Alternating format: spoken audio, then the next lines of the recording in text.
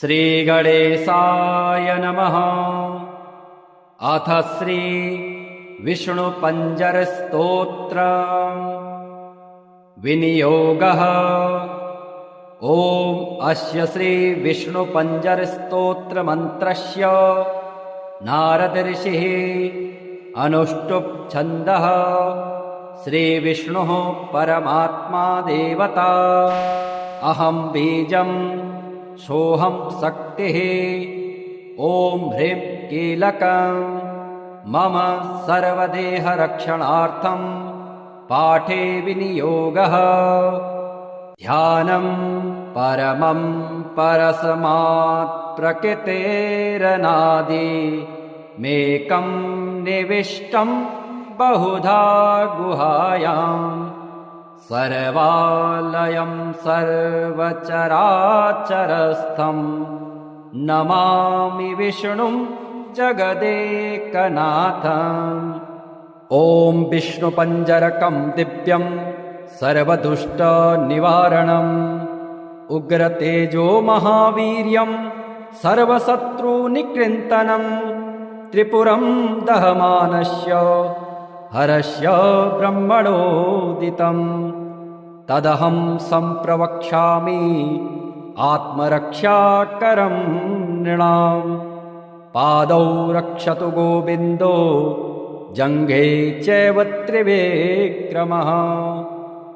ऊरू मे केशवः पातु कटिं चैव जनार्दनः। नाभिं चैवाच्युतः पातु गुह्यं चैव तु वामनः। उदरं पद्मनाभश्च पृष्ठं चैव तु माधवः। वामपार्श्वं तथा विष्णुर्दक्षिणं मधुसूदनः। बाहुवे वासुदेवश्च हृदि दामोदरस्तथा। कण्ठं रक्षतु वाराह कृष्णश्च मुखमण्डलम्। माधवः कर्णमूले तु हृषीकेशश्च नासिके। नेत्रे नारायणो रक्षेत् ललाटं गरुडध्वजः। कपोलौ केशवो रक्षेत् वैकुण्ठः सर्वतो दिशम्। श्रीवत्साङ्कश्च सर्वेषाङ्गानां रक्षको भवेत्। पूर्वस्यां पुण्डरीकाक्ष आग्नेयां श्रीधरस्तथा। दक्षिणे नारसिंहश्च नैऋत्यां माधवोऽवतु। पुरुषोत्तमो मे वारुण्यां वायव्यां च जनार्दनः। गदाधरस्तु कौबेर्या मीशान्यां पातु केशवः। आकाशे च गदा पातु पाताले च सुदर्शनम्। सन्नद्धः सर्वगात्रेषु प्रविष्टो विष्णुपञ्जरः। विष्णुपञ्जरविष्टोऽहं विचरामि महीतले। राजद्वारे पथे घोरे सङ्ग्रामे शत्रुसङ्कटे। नदीषु च रणे चैव चोरव्याघ्रभयेषु च। डाकिनी प्रेतभूतेषु भयं तस्य न जायते। रक्ष रक्ष महादेव रक्ष रक्ष जनेश्वर। रक्षन्तु देवताः सर्वा ब्रह्मा विष्णुमहेश्वरः। जले रक्षतु वाराह स्थले रक्षतु वामनः। अटव्यां नारसिंहश्च सर्वतः पातु केशवः। दिवा रक्षतु मां सूर्यो रात्रौ रक्षतु चन्द्रमः। पन्थानां दुर्गमं रक्षेत् सर्वमेव जनार्दनः। रोगविघ्नहतश्चैव ब्रह्मः गुरुतल्पगः। स्त्रीहन्ता बालघाती च सुरापो वृषलेपति। मुच्यते सर्वपापेभ्यो यः पठेन्नात्र संशयः। अपुत्रो लभते पुत्रं धनार्थी लभते धनम्। विद्यार्थी लभते विद्यां मोक्षार्थी लभते गतिम् आपदो हरते नित्यं विष्णुस्तोत्रार्थसम्पदा यस्त्विदं पठते स्तोत्रं विष्णुपञ्जरमुत्तमम् मुच्यते सर्वपापेभ्यो विष्णुलोकं स गच्छति गोसहस्रफलं तस्य वाजपेयशतस्य च अश्वमेधसहस्रस्य फलं प्राप्नोति मानवः सर्वकामं लभेदस्य पठनान्नात्र संशयः जले विष्णुः स्थले विष्णुर्विष्णुः पर्वतमस्तके ज्वालामालाकुले विष्णुः सर्वं विष्णुमयं जगत् तुलस्योवाच ॐ नमो भगवते तुभ्यं नारायण जगत्पते केवलानुभवानन्द स्वरूप परमेश्वर कंसारये महेशाय केशवाय नमोऽस्तुते हरये नरसिंहाय श्रीकान्ताय नमो नमः नमो भक्त्यैकलभ्याय तर्कदूराय ते नमः नमो वेदान्तवेद्याय विद्यावेद्याय ते नमः नमस्ते श्रुतिगम्याय श्रुतिस्तुत्याय ते नमः नमो नीलघनश्याम तनवे धृतमूर्तये बहुरूपोरुरूपाय निरूपाय नमो नमः पूजकाय च पूज्याय पत्रपुष्पफलः प्रभो अभवाय भवेच्छेत्रे सुखदुःखप्रदाय च तवैवाहं सुखकरा पञ्चमे प्रभुरीश्वर नमस्तुभ्यं नमस्तुभ्यं नमस्तुभ्यं हरे नमः इति श्रुत्वा दण्डवत्सा कृत्वा तञ्च प्रदक्षिणं पुनस्तुष्टावतुष्टात्मा वचोभिर्मलः सखी श्रीनारायणाष्टोत्तरशतनाम स्तोत्रम् श्रीगणेशाय नमः नारायणाय सुरमण्डनमण्डनाय नारायणाय सकलस्थितिकारणाय नारायणाय भवभीतिनिवारणाय नारायणाय प्रभवाय नमो नमस्ते नारायणाय शतचन्द्रनिभाननाय नारायणाय मणिकुण्डलधारणाय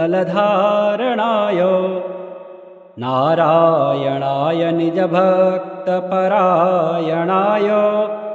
नारायणाय सुभगाय नमो नमस्ते नारायणाय सुरलोकप्रपोषकाय नारायणाय खलदुष्टविनाशकाय नारायणाय दितिपुत्रविमर्दनाय नारायणाय सुलभाय नमो नमस्ते नारायणाय रविमण्डलसंस्थिताय नारायणाय परमार्थप्रदर्शनाय नारायणाय अतुलाय अतीन्द्रियाय नारायणाय विरजाय नमो नमस्ते नारायणाय रमणाय रमावराय नारायणाय रसिकाय रसोत्सुकाय नारायणाय रजोवर्जितनिर्मलाय नारायणाय वरदाय नमो नमस्ते नारायणाय वरदाय मुरोत्तमाय नारायणाय अखिलान्तरसंस्थिताय नारायणाय भयशोकविवर्जिताय नारायणाय प्रबलाय नमो नमस्ते नारायणाय निगमाय निरञ्जनाय नारायणाय च हराय नरोत्तमाय नारायणाय कटिसूत्रविभूषणाय नारायणाय हरये महते नमस्ते वारायणाय कटकाङ्गदभूषणाय नारायणाय मणिकौस्तुभशोभनाय नारायणाय तुलमौक्तिकभूषणाय नारायणाय च यमाय नमो नमस्ते नारायणाय रविकोटिप्रतापनाय नारायणाय शशिकोटिसुशीतलाय नारायणाय यमकोटिदुरासदाय नारायणाय करुणाय नमो नमस्ते नारायणाय मुकुटोज्ज्वलसोज्ज्वलाय नारायणाय मणिनूपुरभूषणाय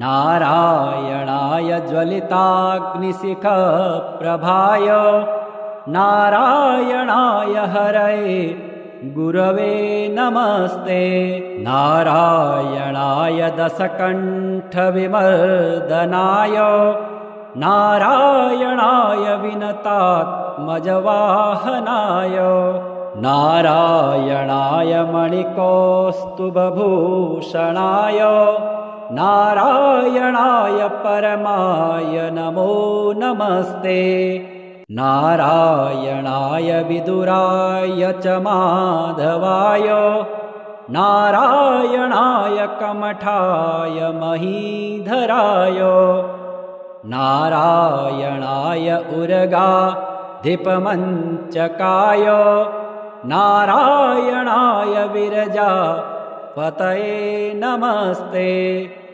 नारायणाय रविकोटिसमाम्बराय नारायणाय च हराय मनोहराय नारायणाय निजधर्मप्रतिष्ठिताय नारायणाय च मखाय नमो नमस्ते नारायणाय भवरोगरसायनाय नारायणाय शिवचापप्रतोट्टनाय नारायणाय निजवानरजीवनाय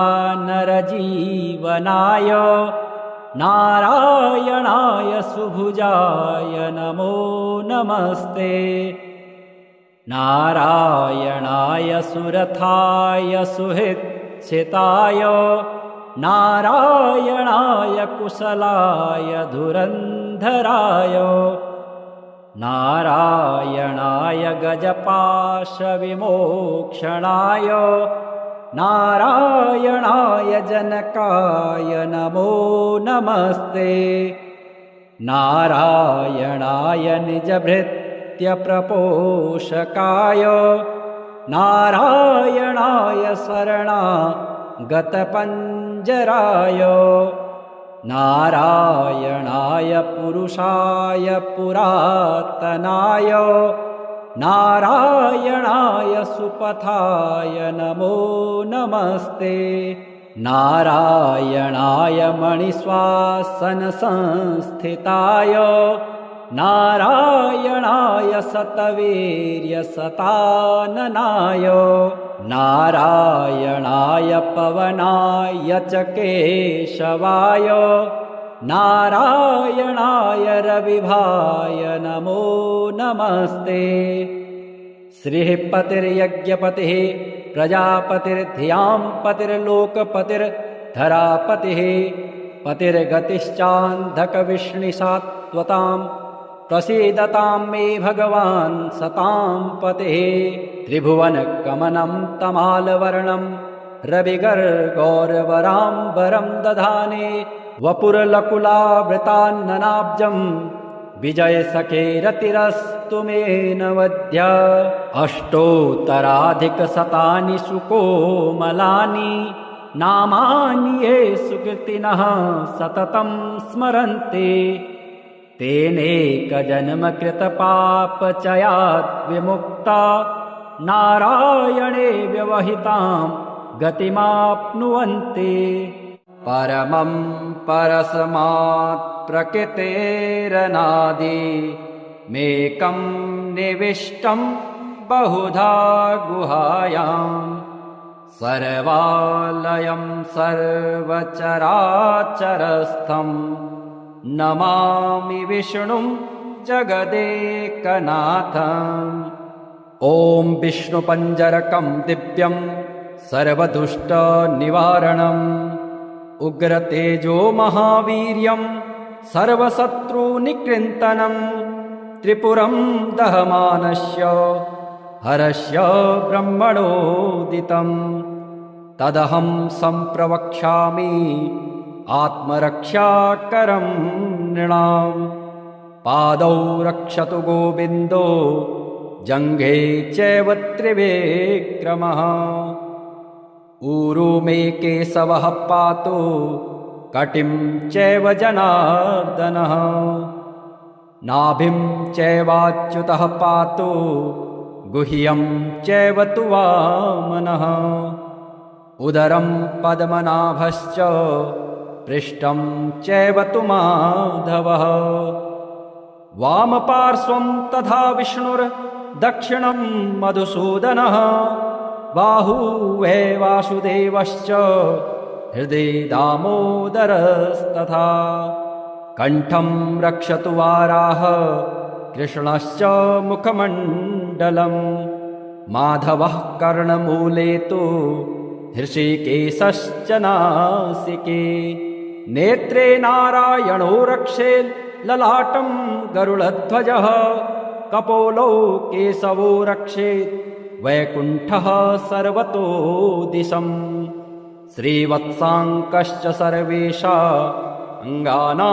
रक्षको भवेत् पूर्वस्यां पुण्डरीकाक्ष आग्नेयां श्रीधरस्तथा दक्षिणे नारसिंहश्च नैऋत्यां माधवोऽवतु पुरुषोत्तमो मे वारुण्यां वायव्यां च जनार्दनः गदाधरस्तु कौबेर्या मीशान्यां पातु केशवः आकाशे च गदा पातु पाताले च सुदर्शनम् सन्नद्धः सर्वगात्रेषु प्रविष्टो विष्णुपञ्जरः विष्णुपञ्जरविष्टोऽहं विचरामि महीतले राजद्वारे पथे घोरे सङ्ग्रामे शत्रुसङ्कटे नदीषु च रणे चैव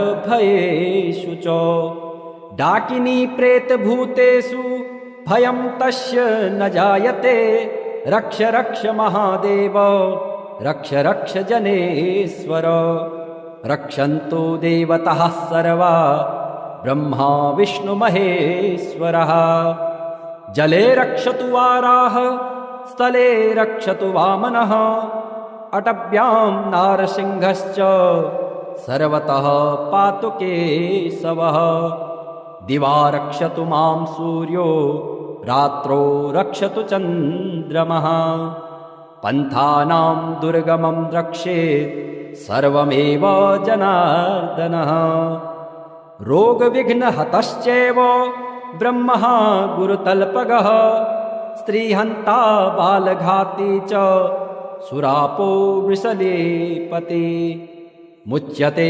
सर्वपापेभ्यो यः पठेन्नात्र संशयः अपुत्रो लभते पुत्रं धनार्थी लभते धनं विद्यार्थी लभते विद्यां मोक्षार्थी लभते गतिम् आपदो हरते नित्यं विष्णुस्तोत्रार्थसम्पदा यस्त्विदं पठते स्तोत्रं विष्णुपञ्जरमुत्तमम् मुच्यते सर्वपापेभ्यो विष्णुलोकं स गच्छति। गोसहस्रफलं तस्य वाजपेयशतस्य च। अश्वमेधसहस्रस्य फलं प्राप्नोति मानवः। सर्वकामं लभेदस्य पठनान्नात्र संशयः। जले विष्णुः स्थले विष्णुर्विष्णुः पर्वतमस्तके। ज्वालामालाकुले विष्णुः सर्वं विष्णुमयं जगत्। तुलस्योवाच ॐ नमो भगवते तुभ्यं नारायण जगत्पते। केवलानुभवानन्द स्वरूप परमेश्वर। कंसारये महेशाय केशवाय नमोऽस्तुते। हरये नरसिंहाय श्रीकान्ताय नमो नमः। नमो भक्त्यैकलभ्याय तर्कदूराय ते नमः। नमो वेदान्तवेद्याय विद्यावेद्याय ते नमः। नमस्ते श्रुतिगम्याय श्रुतिस्तुत्याय ते नमः। नमो नीलघनश्याम तनवे धृतमूर्तये। बहुरूपोरुरूपाय निरूपाय नमो नमः। पूजकाय च पूज्याय पत्रपुष्पफलः प्रभो। अभवाय भवेच्छेत्रे सुखदुःखप्रदाय च। तवैवाहं सुखकरा त्वञ्च मे प्रभुरीश्वर। नमस्तुभ्यं नमस्तुभ्यं नमस्तुभ्यं हरे नमः। इति श्रुत्वा दण्डवत्सा कृत्वा तञ्च प्रदक्षिणम्। पुनस्तुष्टावतुष्टात्मा वचोभिर्मलः सखी। श्रीनारायणाष्टोत्तरशतनाम स्तोत्रम्। श्रीगणेशाय नमः। नारायणाय सुरमण्डनमण्डनाय नारायणाय सकलस्थितिकारणाय नारायणाय भवभीतिनिवारणाय नारायणाय प्रभवाय नमो नमस्ते। नारायणाय शतचन्द्रनिभाननाय नारायणाय मणिकुण्डलधारणाय नारायणाय निजभक्तपरायणाय नारायणाय सुभगाय नमो नमस्ते। नारायणाय सुरलोकप्रपोषकाय नारायणाय खलदुष्टविनाशकाय नारायणाय दितिपुत्रविमर्दनाय नारायणाय सुलभाय नमो नमस्ते। नारायणाय रविमण्डलसंस्थिताय नारायणाय परमार्थप्रदर्शनाय नारायणाय अतुलाय अतीन्द्रियाय नारायणाय विरजाय नमो नमस्ते। नारायणाय रमणाय रमावराय नारायणाय रसिकाय रसोत्सुकाय नारायणाय रजोवर्जितनिर्मलाय नारायणाय वरदाय नमो नमस्ते। नारायणाय वरदाय मुरोत्तमाय नारायणाय अखिलान्तरसंस्थिताय नारायणाय भयशोकविवर्जिताय नारायणाय प्रबलाय नमो नमस्ते। नारायणाय निगमाय निरञ्जनाय नारायणाय चहराय नरोत्तमाय नारायणाय कटिसूत्रविभूषणाय नारायणाय हरये महते नमस्ते। वारायणाय कटकाङ्गदभूषणाय नारायणाय मणिकौस्तुभशोभनाय नारायणाय तुलमौक्तिकभूषणाय नारायणाय च यमाय नमो नमस्ते। नारायणाय रविकोटिप्रतापनाय नारायणाय शशिकोटिसुसेतलाय नारायणाय यमकोटिदुरासदाय नारायणाय करुणाय नमो नमस्ते। नारायणाय मुकुटोज्ज्वलसोज्ज्वलाय नारायणाय मणिनूपुरभूषणाय नारायणाय ज्वलिताग्निशिखप्रभाय नारायणाय हरये गुरवे नमस्ते। नारायणाय दशकण्ठविमर्दनाय नारायणाय विनतात्मजवाहनाय नारायणाय मणिकौस्तुभभूषणाय नारायणाय परमाय नमो नमस्ते। नारायणाय विदुराय च माधवाय नारायणाय कमठाय महीधराय नारायणाय उर्गाधिपमञ्चकाय नारायणाय विरजापतये नमस्ते। नारायणाय रविकोटिसमाम्बराय नारायणाय च हराय मनोहराय नारायणाय निजधर्मप्रतिष्ठिताय नारायणाय च मखाय नमो नमस्ते। नारायणाय भवरोगरसायनाय नारायणाय शिवचापप्रतोटनाय नारायणाय निजवानरजीवनाय नारायणाय सुभुजाय नमो नमस्ते। नारायणाय सुरथाय सुहृच्छिताय नारायणाय कुशलाय धुरन्धराय नारायणाय गजपाशविमोक्षणाय नारायणाय जनकाय नमो नमस्ते। नारायणाय निजभृत्यप्रपोषकाय नारायणाय शरणागतपञ्जराय नारायणाय पुरुषाय पुरातनाय नारायणाय सुपथाय नमो नमस्ते। नारायणाय मणिश्वासनसंस्थिताय नारायणाय शतवीर्यशताननाय नारायणाय पवनाय च केशवाय नारायणाय रविभाय नमो नमस्ते।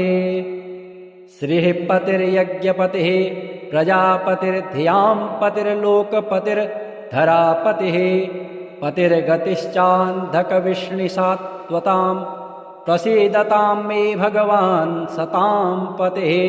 त्रिभुवनकमनं तमालवर्णं रविगर्गौरवराम्बरं दधाने वपुरलकुलावृतान्ननाब्जं विजयसखेरतिरस्तु मे नवद्य। अष्टोत्तराधिकशतानि सुकोमलानि नामानि ये सुकृतिनः सततं स्मरन्ति तेनेकजन्मकृतपापचयात् विमुक्ता नारायणे व्यवहितां गतिमाप्नुवन्ति। परमं परस्मात् प्रकृतेरनादि मेकं निविष्टं बहुधा गुहायाम् सर्वालयं सर्वचराचरस्थं नमामि विष्णुं जगदेकनाथम्।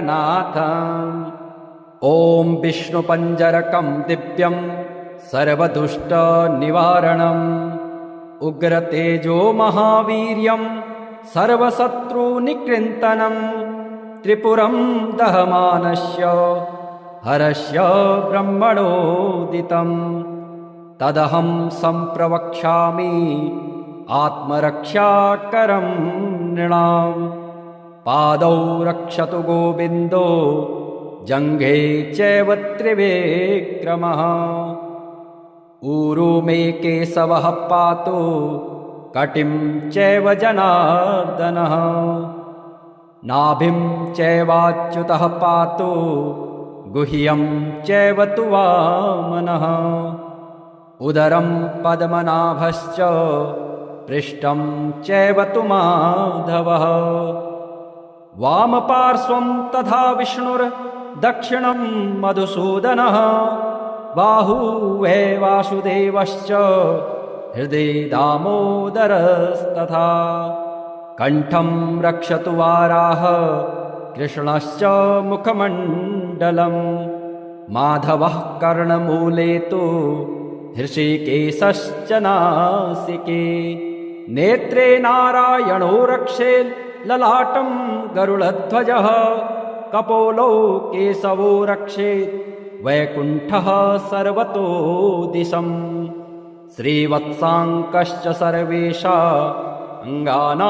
रक्षको भवेत् पूर्वस्यां पुण्डरीकाक्ष आग्नेयां श्रीधरस्तथा दक्षिणे नारसिंहश्च नैऋत्यां माधवोऽवतु पुरुषोत्तमो मे वारुण्यां वायव्यां च जनार्दनः गदाधरस्तु कौबेर्या मीशान्यां पातु केशवः आकाशे च गदा पातु पाताले च सुदर्शनम् सन्नद्धः सर्वगात्रेषु प्रविष्टो विष्णुपञ्जरः विष्णुपञ्जरविष्टोऽहं विचरामि महीतले राजद्वारे पथे घोरे सङ्ग्रामे शत्रुसङ्कटे नदीषु च रणे चैव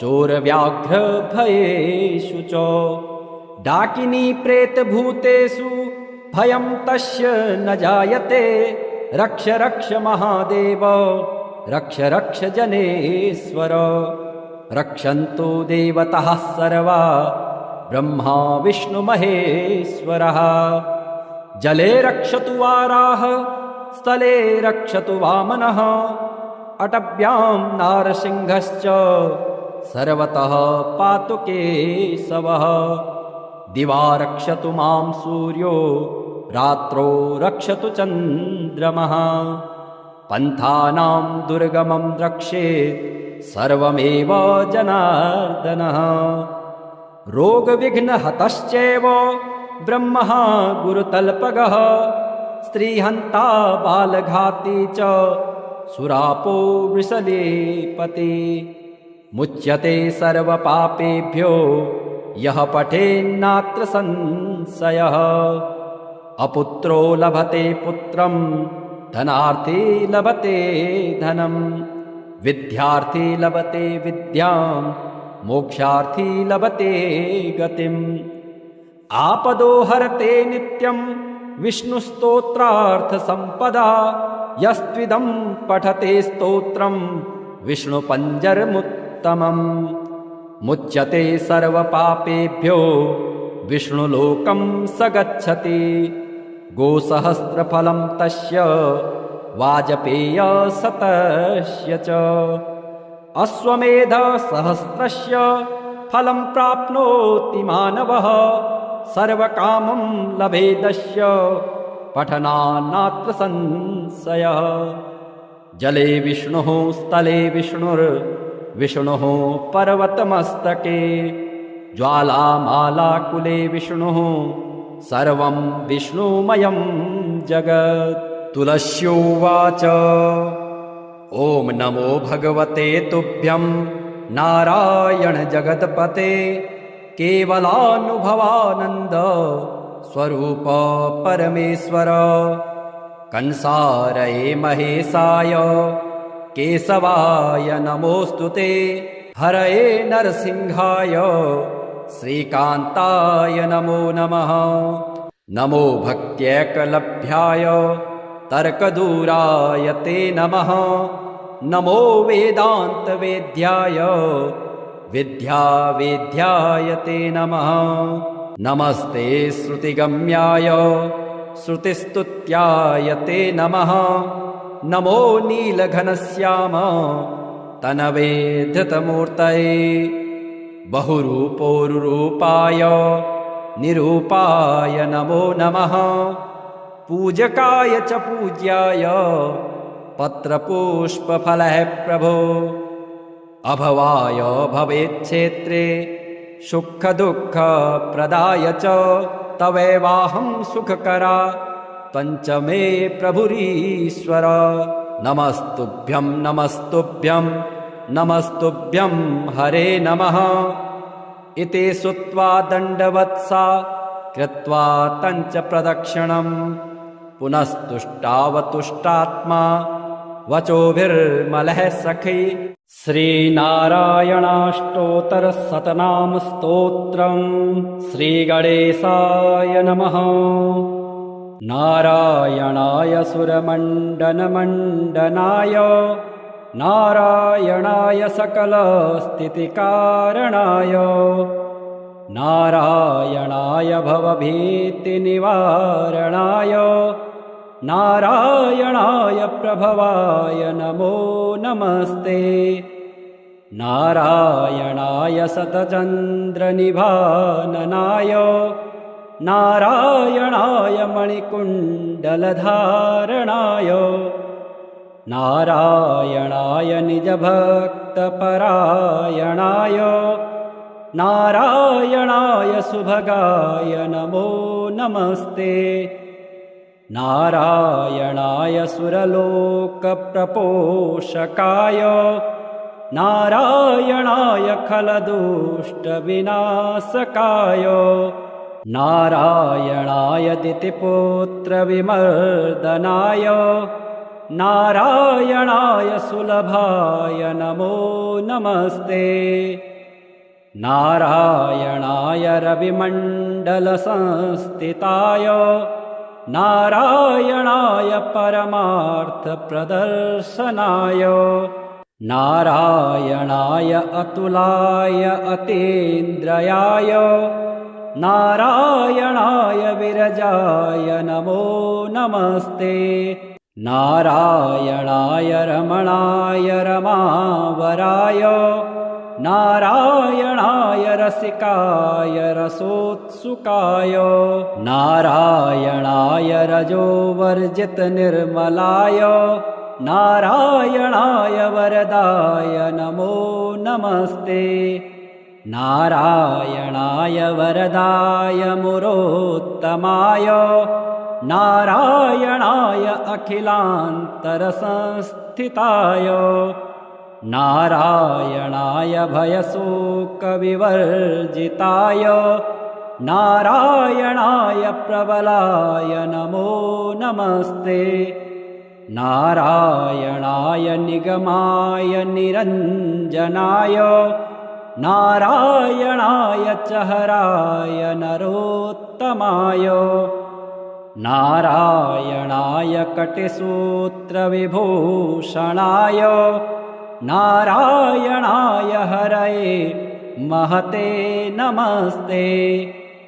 वारायणाय कटकाङ्गदभूषणाय नारायणाय मणिकौस्तुभशोभनाय नारायणाय तुलमौक्तिकभूषणाय नारायणाय च यमाय नमो नमस्ते। नारायणाय रविकोटिप्रतापनाय नारायणाय शशिकोटिसुसेतलाय नारायणाय यमकोटिदुरासदाय नारायणाय करुणाय नमो नमस्ते। नारायणाय मुकुटोज्ज्वलसोज्ज्वलाय नारायणाय मणिनूपुरभूषणाय नारायणाय ज्वलिताग्निशिखप्रभाय नारायणाय हरये गुरवे नमस्ते। नारायणाय दशकण्ठविमर्दनाय नारायणाय विनतात्मजवाहनाय नारायणाय मणिकौस्तुभभूषणाय नारायणाय परमाय नमो नमस्ते। नारायणाय विदुराय च माधवाय नारायणाय कमठाय महीधराय नारायणाय उर्गाधिपमञ्चकाय नारायणाय विरजापतये नमस्ते। नारायणाय रविकोटिसमाम्बराय नारायणाय च हराय मनोहराय नारायणाय निजधर्मप्रतिष्ठिताय नारायणाय च मखाय नमो नमस्ते। नारायणाय भवरोगरसायनाय नारायणाय शिवचापप्रतोट्टनाय नारायणाय निजवानरजीवनाय नारायणाय सुभुजाय नमो नमस्ते। नारायणाय सुरथाय सुहृच्छिताय नारायणाय कुशलाय धुरन्धराय नारायणाय गजपाशविमोक्षणाय नारायणाय जनकाय नमो नमस्ते। नारायणाय निजभृत्यप्रपोषकाय नारायणाय शरणागतपञ्जराय नारायणाय पुरुषाय पुरातनाय नारायणाय सुपथाय नमो नमस्ते। नारायणाय मणिश्वासनसंस्थिताय नारायणाय शतवीर्यशताननाय नारायणाय पवनाय च केशवाय नारायणाय रविभाय नमो नमस्ते। श्रीः पतिर्यज्ञपतिः प्रजापतिर्धियां पतिर्लोकपतिर्धरापतिः पतिर्गतिश्चान्धकविष्णिसात्वतां प्रसीदतां मे भगवान् सतां पतिः। त्रिभुवनकमनं तमालवर्णं रविगर्गौरवराम्बरं दधाने वपुरलकुलावृतान्ननाब्जं विजयसखेरतिरस्तु मे नवद्य। अष्टोत्तराधिकशतानि सुकोमलानि नामानि ये सुकृतिनः सततं स्मरन्ति तेनेकजन्मकृतपापचयात् विमुक्ता नारायणे व्यवहितां गतिमाप्नुवन्ति।